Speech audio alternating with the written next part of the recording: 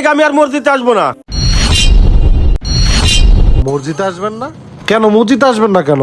মসজিদে আসি নামাজ পড়ার জন্য।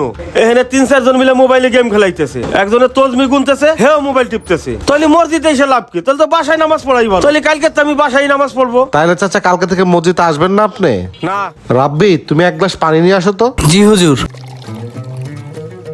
এই নেন হুজুর। চাচা, এই মগ ভর্তি পানি আছে, আপনি এই মগটা নিয়ে পুরো মসজিদ একটা ঘুল্লা দিয়ে আসবেন। খেয়াল রাখবেন যাতে পানিটা নিচে না পড়ে, ঠিক আছে? ঠিক আছে।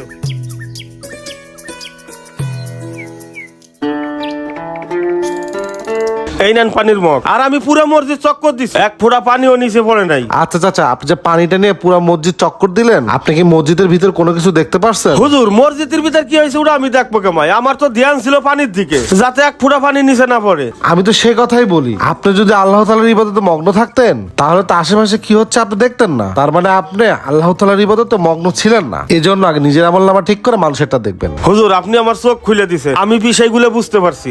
কালকে তো আমি মসজিদে আসবো, যতক্ষণ সময় মসজিদে থাকবো আল্লাহ তাআলার ইবাদতে মগ্ন থাকবো।